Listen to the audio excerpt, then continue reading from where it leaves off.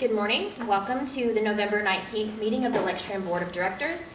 My name is Jill Barnett. I'm the General Manager here at Lextran.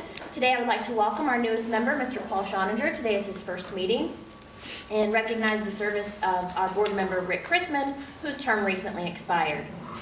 With that, I will turn the meeting over to Mr. Harding Dowell to chair the meeting. Thank you, Jill. All right, everyone get seated. We'll call this meeting to order, and I will call the roll. Mr. Ward. Present. Mr. Motley. Judge Thurston. Present. Thank you. Dr. Capo. Here. Mr. Schoninger. Present.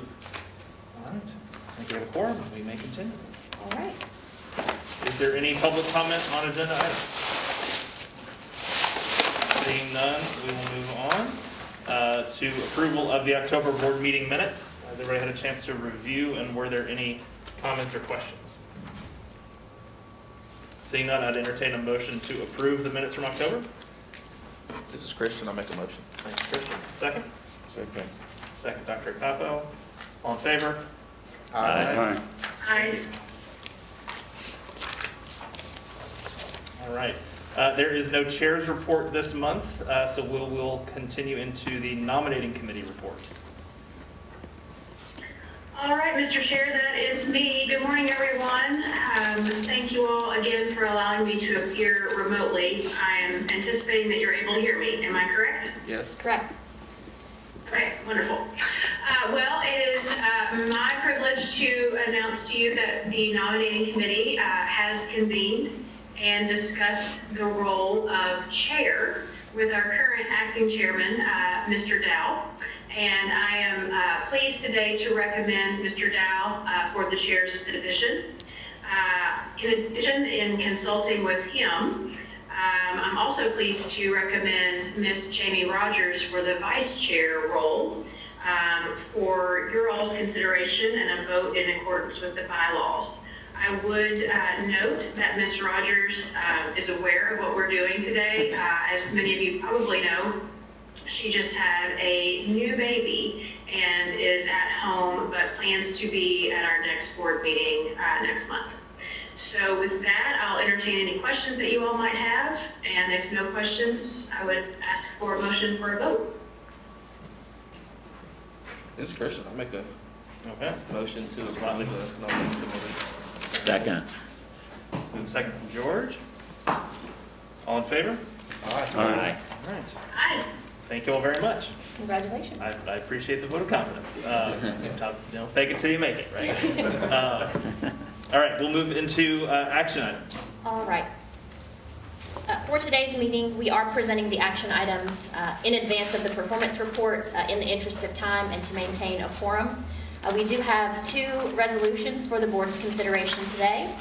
The first is Resolution 2021-05, and this is to award a contract for CNG facility maintenance and monitoring services. We currently have a contract in place right now that expires December 10th of this year. So an RFP was issued in September of this year with proposals due at the end of October. As always, the staff evaluation committee reviewed those proposals for compliance and responsiveness.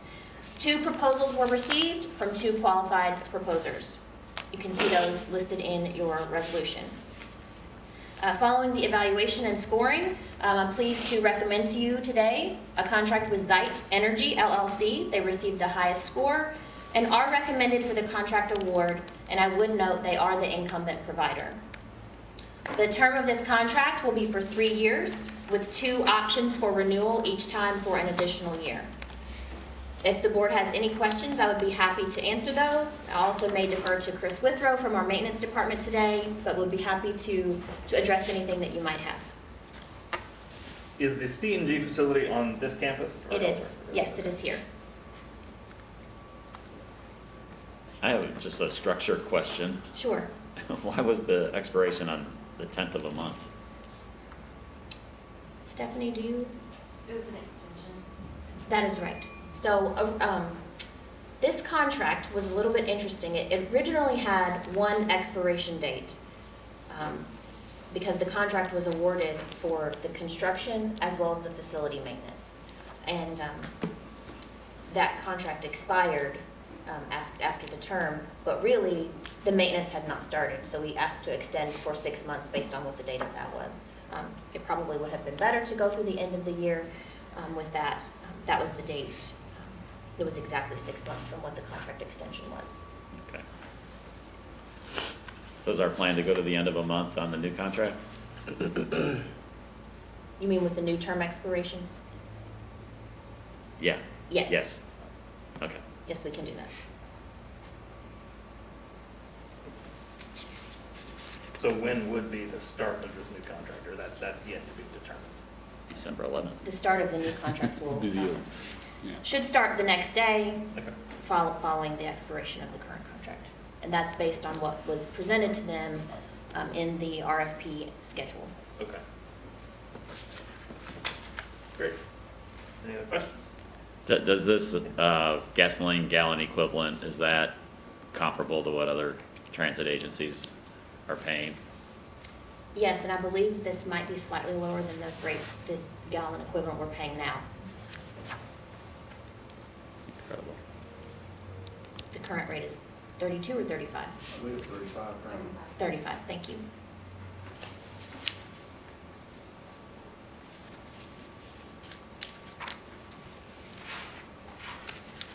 Is this a locally based company? The company is based in Texas. However, our assigned representative is based locally. They are in Georgetown, I believe. So they're the ones who are on call for the 24/7, 365? Correct. He is on call, and he also visits us daily. Okay. David. Great. I would entertain a motion to approve Resolution 2021-25. So moved. Who wants to pick the second? Second. All in favor? Aye.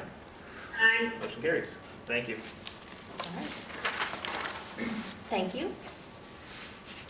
The second resolution for your consideration today is Resolution 2021-26, and this is the adoption of an updated nepotism policy. I have attached the updates for your consideration, as well as the old nepotism policy that is currently in effect. That current policy was approved by the Lextran Board of Directors on November 17th, 2010. Today's policy update expands the application beyond direct employees to include contracted employees like me and Byron and anyone who else would work here on a contract.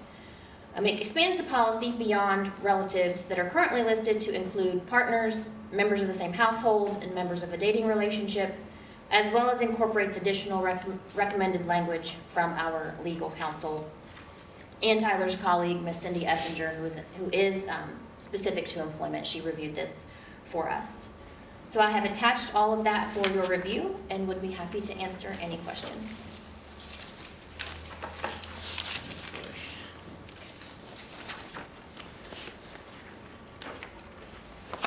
Could somebody explain the sentence right after the listing of the relationships, so right after father-in-law? This policy shall not apply to any reporting relationship or situation which would violate this policy but which existed prior to the effective date of this policy. Is that correct? That's the one.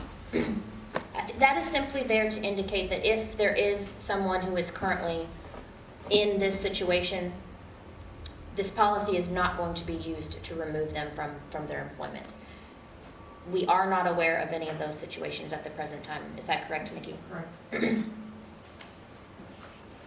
So in other words, it's not retroactive. Correct. It would be continuing from the date of From passage. this day forward.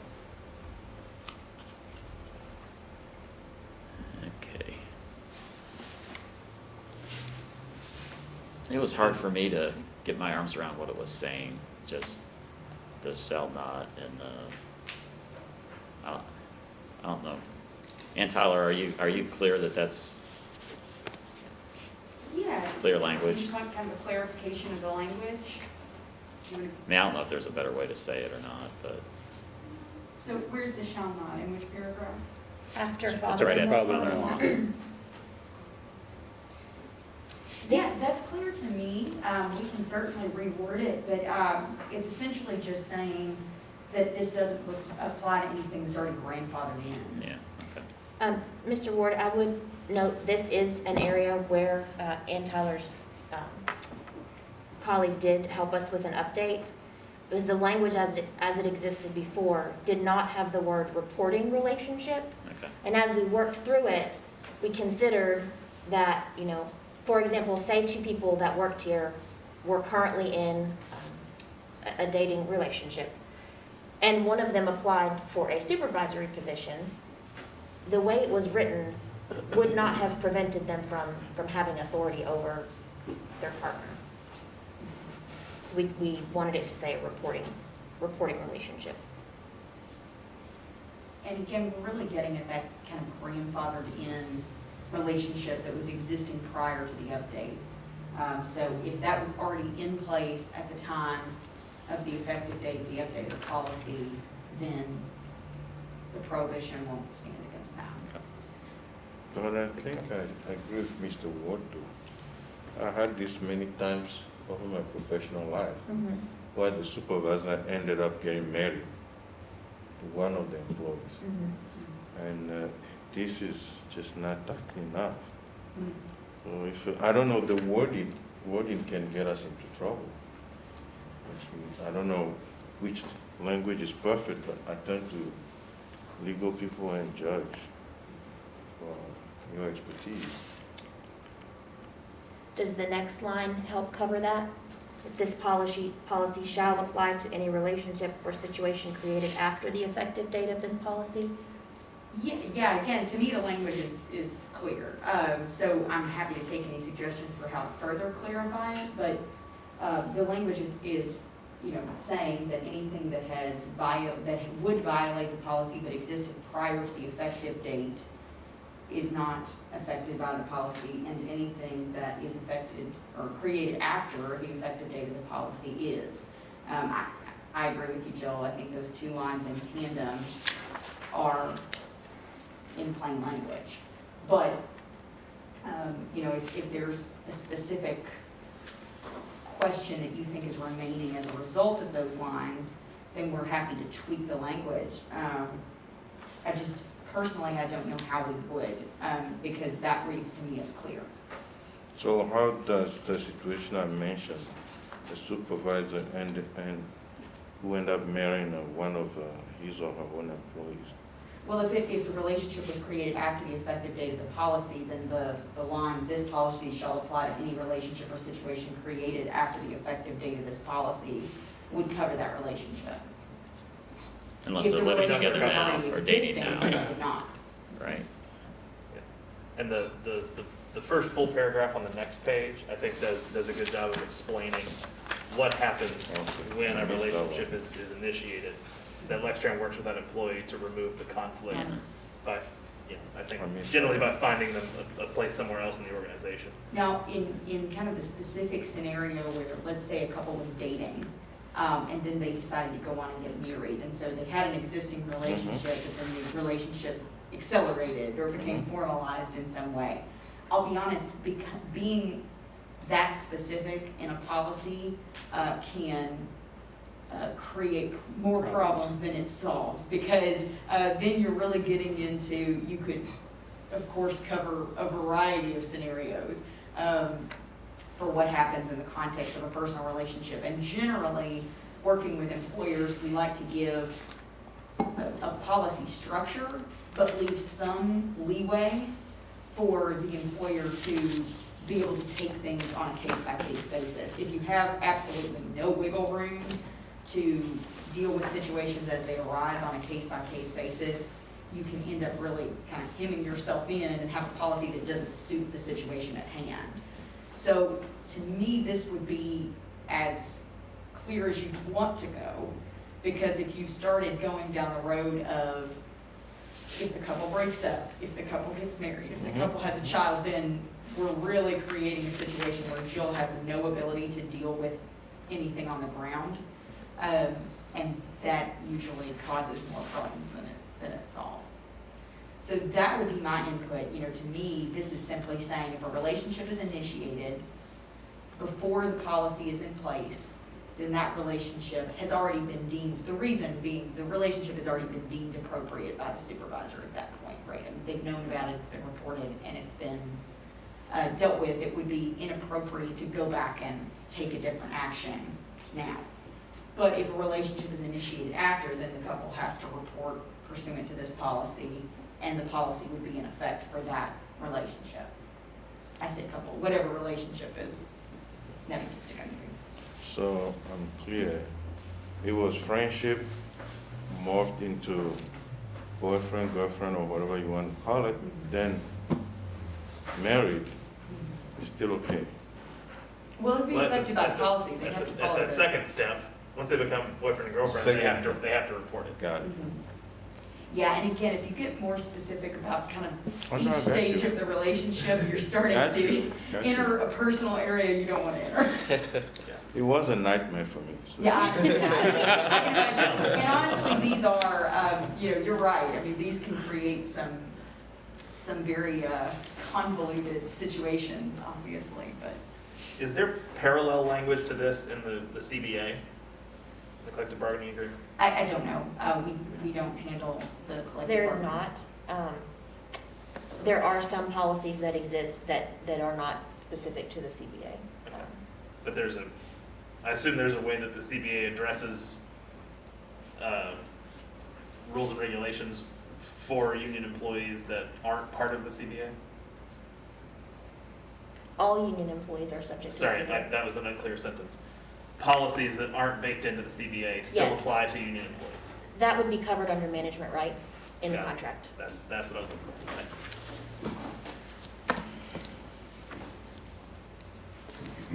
And Tyler, is it typical for a grandfather situation to go on forever? Yes. Yeah, otherwise, you really are upset.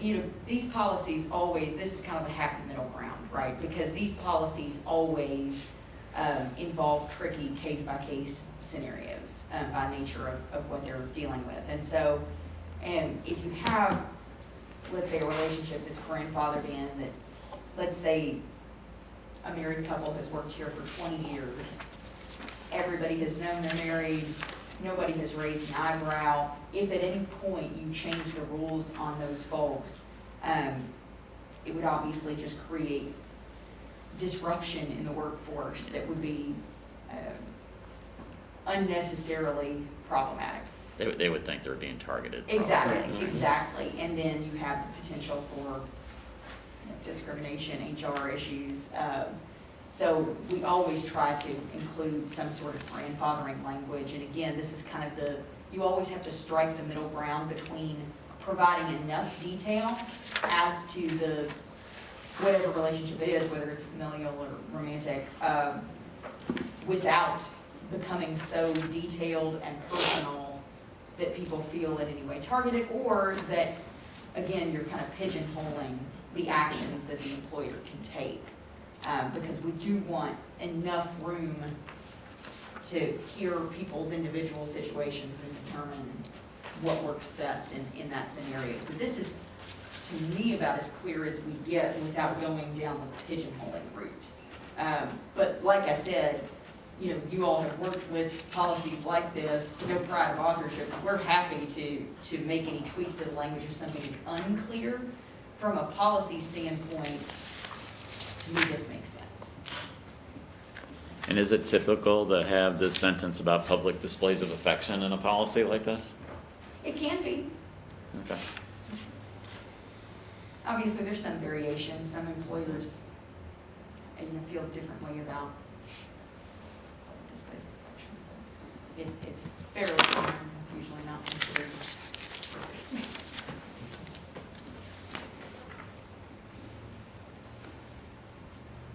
All right. If there are no other questions, I'll ask for a motion to approve Resolution 2021-26. So move. Papa moves. Do I hear a second? It's Christian, I'll second. Christian? All in favor? Aye. Aye. Aye. Opposed? Thank you. Thank you, Board.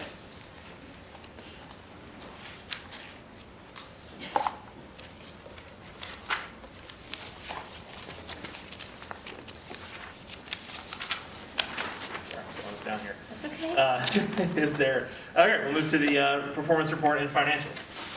Mr. Combs. Mr. Combs will report on Lextran's performance. Before he gets started, did want to share a couple of things with the board. One being that we will provide Sunday level service this coming week on Thanksgiving Day. We will provide that. It's what we have historically done over the years. In addition, we would just like to say that we are excited about the president's signing of the bipartisan infrastructure deal. Very, very happy to see that move forward. The bill contains $107 billion total for public transit over the 5-year life of the bill, and it is the largest federal investment in public transportation since the history of authorization programs. The administration has included some funding priorities, like improved access and mobility to expand those systems, modernizing aging infrastructure, and reducing emissions.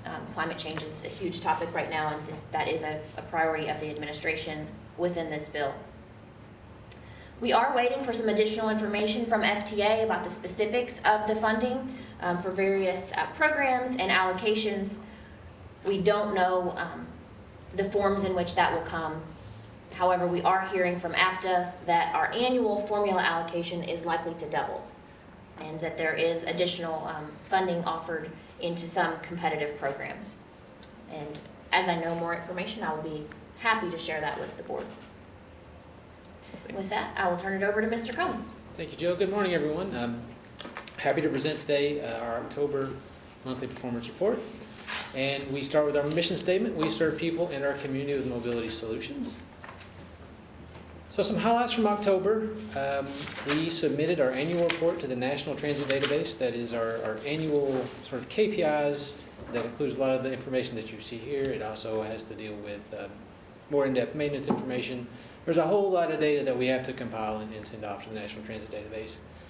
As part of that information gets audited, and we're happy to share with you that that audit came back with no findings. Also on October 12th, we hosted another job fair here at our Loudon offices. We had a live broadcast from Hank FM and a Salsaritas food truck. We celebrated Customer Service Appreciation Week with snacks, lunch, and edible arrangements for our customer service staff. We did a flu vaccine clinic that was on October 21st. And some of our employees participated in a Halloween costume contest. So you see the pictures on this slide. We have Mildred Hunt, who was our winner, Charmin Goodridge, and Natasha Burdell came in second and third place. We have two commendations to share from October. First, I want to commend Rashawn Campbell for taking the time to stop and get off his coach to assist a new driver who was having difficulty. And the second commendation actually pointed out two of our employees, Lisa Lear, customer service representative, and Lewis George, a utility worker. A customer was thankful and appreciative that they helped assist her when she had an accident at the transit center. So kudos to our employees who received a commendation in the month of October. Moving on to ridership, I think there's a bit of a mixed bag in October. As far as the raw total number of rides that we delivered was about 260,000, which is a pretty strong month. I think that was the second strongest month that we've had since the pandemic started. However, comparing that to our expected monthly average in October, it slipped a little further behind what we saw in September and August. So as this chart shows, we were ahead of where we were last year in October, but you can sort of see the gap in between our monthly average and in the month of October sort of widen, as it hadn't really in August and September. Our paratransit ridership remained mostly flat, and again, that's another sort of a mixed bag because we would have expected a little bit of a bump in October, and we didn't see that. So we were staying fairly constant that we've been through the last couple of months. And again, we show that in terms of change relative to our monthly average, and there's where you can sort of see that we had bumped up in August and September, and this is the first month that we've sort of stepped back down a little bit. Now, it's not, I don't know if it's an alarming step backwards. If you recall a few months back, we showed those flat trends that we thought might be happening. We're still sort of within those ranges on both paratransit and fixed route. Just something that we'll keep monitoring moving forward, and hopefully we'll have a stronger November that looks more like the August and September that we had. So our assisted productivity, again, there's the nearly 260,000 trips on fixed route, just shy of 15,000 trips on paratransit. Everything else looks sort of typical that we've seen through the weekday, weekend trips. Our revenue miles and hours are fairly close to where they were last year. Our productivity is up just a little bit, but I don't think it's really enough to draw any hard conclusions from. In terms of safety, our preventable accidents, we had a solid month there. We're looking good on the year so far. Injury frequency rate is right on where we've been for the year. Only one workers' compensation claim, and that has led to a pretty strong number in days of lost time. On the maintenance side of the house, our preventive maintenance inspections, we're still at 100% on those, another 40 this month, and I think we're getting pretty close to 1,000 in a row. I think that's very impressive, so kudos to the maintenance staff for that.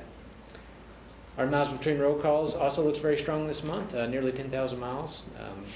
That's sort of ahead of where we have been. I think that's a very strong number when we get pretty close to 10,000. And lastly, I wanted to share something that we've been watching closely. You saw in the board package, our on-time performance. On both paratransit and fixed route, we had a little bit of a lower on-time performance than what we would like to see. On paratransit, we were down to about 75% in October. Driver shortages and scheduling issues we found, or we think are the root causes of those issues. We've seen customer complaints have sort of risen over the past couple of months. We think that might be associated as well. Our Assistant General Manager, Byron Robinson, he has the expertise and skill in paratransit to help solve this problem. He is implemented a biweekly visit to Wheels, so he's offering his expertise to help get us back on track with those performance metrics and those service issues. On the fixed route side, we were at about 88% in the month of October. That was a little bit better than September, but really we're below our goal of 90%. We've done a little bit of digging around to identify where the problem might be occurring. So on our core routes, which is routes 1 to 13, think of those as the ones that go downtown and then leave downtown at the same time. Those are arterial sort of base routes. On-time performance was above 90% and has been above 90% throughout the semester. However, where we think we might need to look to take a bit of a deeper dive would be around campus. So the traffic around campus we think is causing some runtime issues. So we have a few things that we're going to look into and perhaps do some minor scheduling tweaks within maybe a month or so to see if we can get those back on track. Do we have any questions about the performance report? Yeah, a couple. Sure. The phrase scheduling issues is that can encompass a lot. Mm-hmm. So with regards to Wheels, what specific scheduling issues have we seen, and what levers, how much control do we really have over paratransit scheduling? Byron? We don't have control over it, but we can suggest, I've been suggesting things and giving them examples of things that I've done in the past. One of the first things I did was basically with paratransit, because it's so, it can change hourly. Mm-hmm. So basically, you need to bring the drivers in when the trips are. So if you just have a set schedule, as trends change, you have to adjust the schedules to the trends. So they haven't been doing that. So you can have drivers sitting without trips. And when you need them, they're gone. Right. So we've been just looking at the easy fixes first, and then see how that works out, and then tweak some things going on. So it's really personnel scheduling, not so much trip scheduling? Right, that's right. Yeah. And then on our fixed route, how much, having driven around the last couple of months, yeah, the traffic around UK seems worse than ever. And I'm curious, I know that there's always this back and forth of, in Lexington, what roads are city roads, what roads are state roads?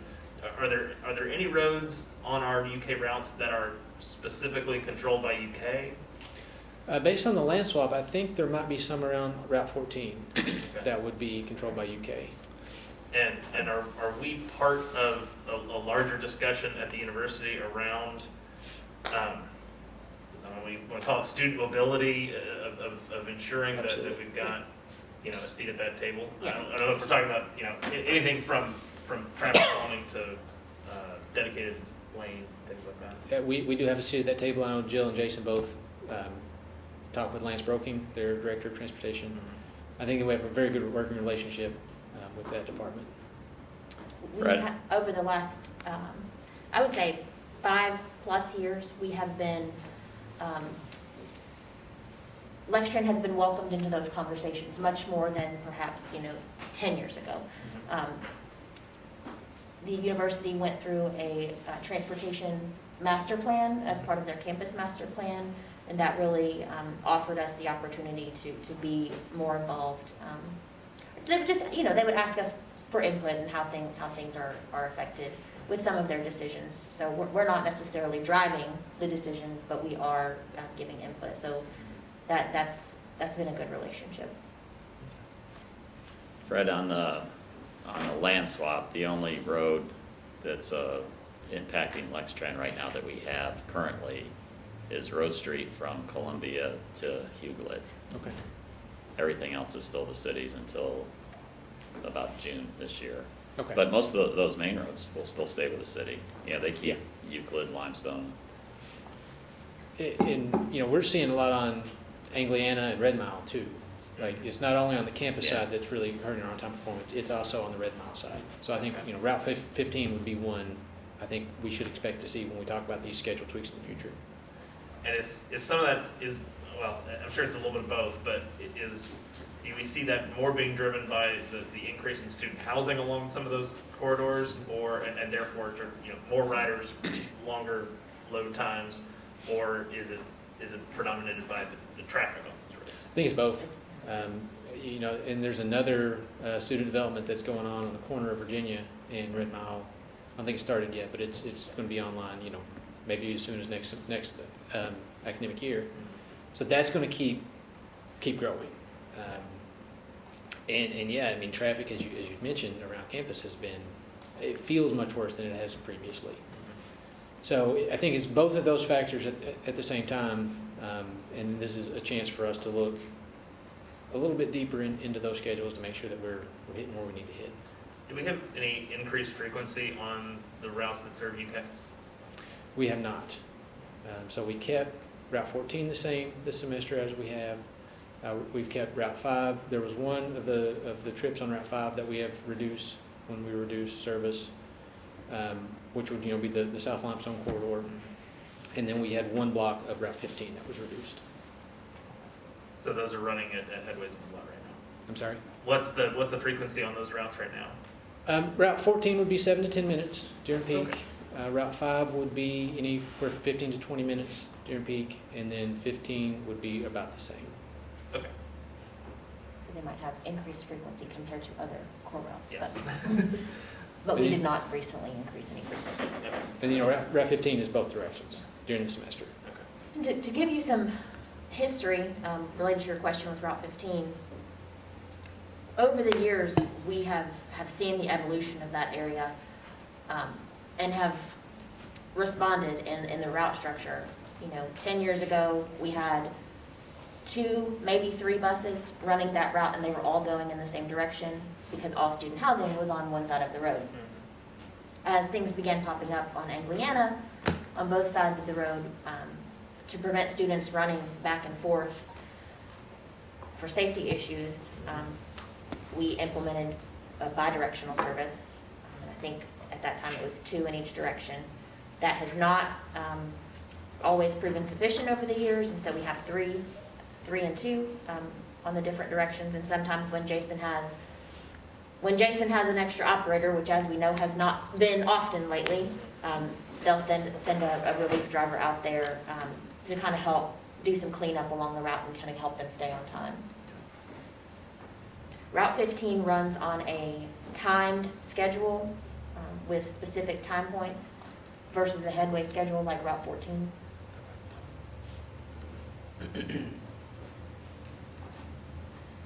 Thank you, Fred. Thank you. If there are no more questions about the performance report, I'd be happy to turn it over to Nikki Falkenberry for our financials.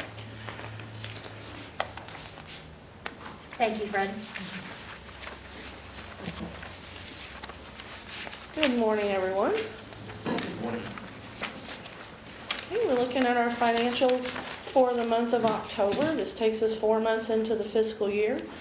At this point, our Operating cash for the month of ending November was $11 million. We have since received our property tax. The bulk of the money for the year. We'll continue to receive smaller amounts through the year, but we did receive that earlier this week, so that will be reflected in the November numbers. Last year it was delayed until December, so this year it's here in November, so we're very, very happy about that. Our work in progress, our process, that is some grant items, buses and things that we've been working on. And everything else on the balance sheet is pretty close to last year, but I'll be glad to answer any questions that you have. What does the property taxes that you just received look like compared to last year? It's about $2 million more than we received in the first check last year. Okay. So I That's think good. the timing, yeah, this year is much, much better. Okay, our revenue and expenses. As I said, the property taxes will be reflected. You'll see that in the next month. Our passenger revenue was over budget, so by $64,000. So we're very pleased with that. Our federal funding is a little bit off because of timing issues. That's always basically a guesstimate for when federal funds can come in. So we will be receiving those in the next, some of that money in the next couple of months. Our wages are over budget. As you remember, last month we passed the resolution for the collective bargaining agreement, which included retro pay to July 1st for those union employees and also a ratification bonus of $1,100. So that's why the wages are off at this point. They will even out some over the next few months. Fringe benefits, everything else is pretty much in line with what we have. As you've probably noticed it yourself, when you go to get fuel for your vehicle, the fuel has increased. We had budgeted $2.20. It's currently an invoice that we had 2 days ago. We were at $2.50. So we are continuing to watch that every day. We are a little bit over budget in that area, as well as the CNG has been a little more. Has gone up a little more in the last couple of months also than we've been seeing, so it's a little bit over budget. Our utilities at this point are still doing pretty good. We will see some fluctuation in that, of course, going into the colder months with our facility. Our paratransit expenses are still under budget. Last month we did pass the change order for the change from in their trip cost. So that added to their October invoice, it added about $9,700. So that was for about half the month. So we're continuing to watch our paratransit expenses, and everything else seems to be doing pretty good. We're still under budget overall. So I'll be glad to answer any questions. I have a quick question. Uh-huh. More of a curiosity. I know that certain buses we want on certain routes, but I wonder if, as we diversify the buses using like CNG and electric vehicles, does that give us the flexibility to, like when fuel prices go up, to deploy like strategically certain buses? I don't know. Assuming like electric costs us less. Right. One of our limitations with some of the electric buses that we've had in our fleet up to this point have been that they needed to charge at a certain point. Therefore, they could only be on a certain route. We now are incorporating extended range vehicles into the fleet, so that eliminates some of that issue. But yes, to answer your question, as we have the available fleet and available mix, we can make those strategic decisions on where to put things. However, the one limitation that you do have when you run into things like that, the FTA limits the number of spare vehicles that you have, and so it's not as if we could hold back the diesels and send out all CNG and electric. We need almost all of the vehicles that we have available for service every day, based on the vehicles that might be in the garage for any active maintenance or preventive maintenance, or even off the property at a vendor for some type of issue. And we just have a handful of electric right now. Yes. Right, yeah. And we just ordered a few more, correct? Any other Nikki, questions? why does media advertising, those numbers seem to bounce pretty wide? Most of it is timing. Depends on what time of the year that is that we do certain promotions. Lately, we've been focusing mostly on hiring. We've done just about all of our efforts have been done on hiring advertising. But we will continue to we've had some radio ads, we've had some signage. We will have some ads promoting service also. So we will get back to some of those when we quit doing so much focus on the hiring. But that's mostly just timing. Do you remember what was going on in fiscal 2020 to make that number so high? That was, I believe we had an external contract with someone at that time for some graphics work. correct. One additional reason that budgeted number is a little bit higher than what our actuals are running, George, is because over the years, we have had some contracts in place with people for graphic design services and things of that nature, when we haven't had that expertise on staff. We do have some of that expertise on staff right now who can offer us some of those services, and we don't need an external vendor.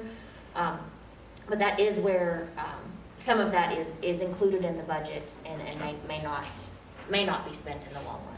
Thank you. Okay. Any other questions?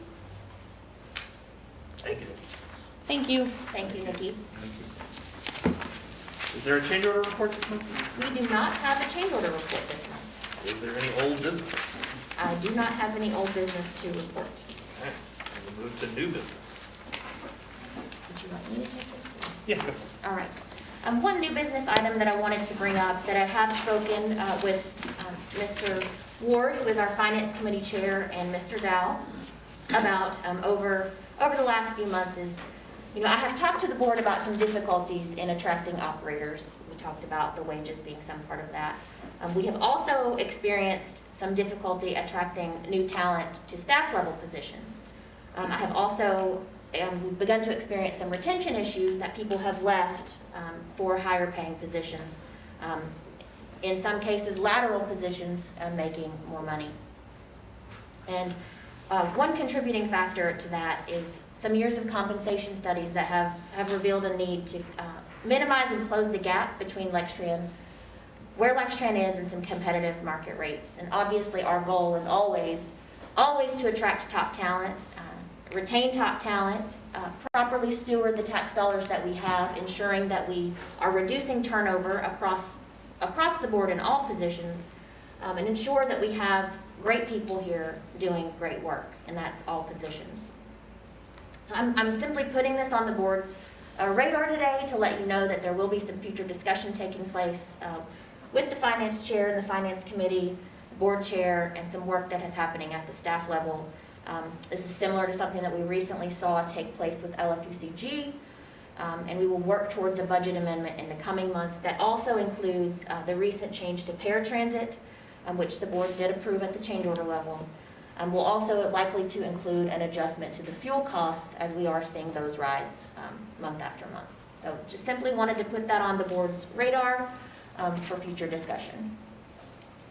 Thank you, Jill. And just to follow up with that, I totally agree that we need compensation that recognizes the value and worth of the great employees that we have. And that the board obviously needs to fulfill its fiduciary duty to ensure that the agency's finances remain healthy. And I agree and look forward to discussions at that committee level to work out a structure that does both of those things. So I think consider us warned. All right, thank you.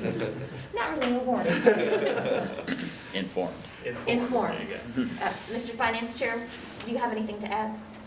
At this moment, I do not, Okay, thank you. but at the next meeting perhaps. All right. I do not have any additional new business items. Well, just a sign of caution though, the turnover is a nationwide problem right now. So let's not jump the gun. August, 4.3 million people quit their job. Mm-hmm. September, 4.4 million. In August, Kentucky and Kansas led the charge. Mhm. So it's something that is happening all over the place. Right. Thank you. But Any other items of new business?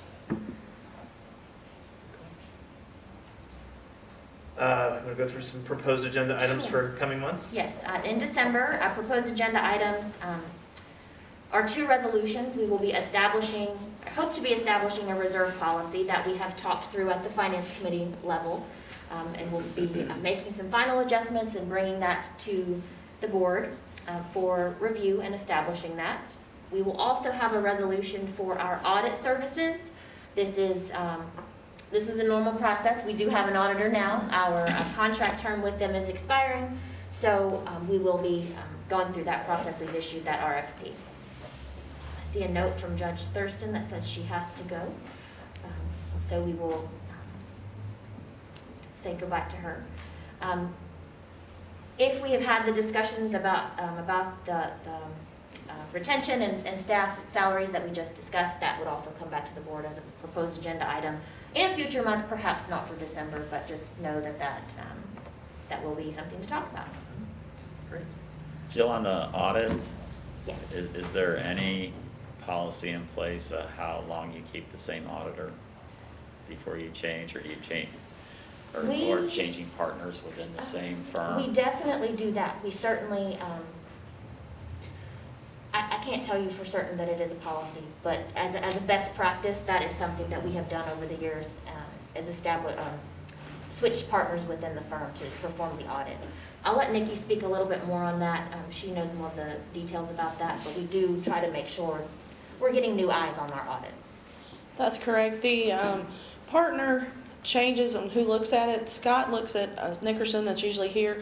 He does the initial review and presents to the board because he's the one with the most transit experience, but it does get reviewed at a higher level than him every year, and that does rotate every year. They have an extra level that they call some kind of extra level review, so that does change every year. Okay. And Scott's been involved for how many years now? Scott's been involved for, I guess this has been probably 8 years, maybe. Okay. It's a long time. Best practice, you want to change them because they end up growing what I call native eyes. Yeah. They don't see problem anymore, Right. and you need those set of new eyes to come in. Right, and that's why they do the extra review that's done by someone different every year. So they do have other partners that look at our items. Yeah, just for information of board members that aren't on the finance committee, we bounce a lot of things off of Scott when he's here, when we review the audit. And Jamie may have gotten into this last month, but you know, once we reviewed the audit and all the statements, we throw a lot of different scenarios at him just because of the knowledge that he has with other transit agencies. It's been very helpful. But I agree with Dr. Acapo that at some point, you need fresh eyes. Right. Thank you.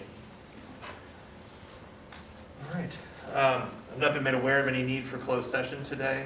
There's no need for closed session. Okay. Then I would entertain a motion to adjourn. This Please. is Christian. I say, thank you for our shirts. You're welcome. And I motion that we adjourn. Thank you, Christian.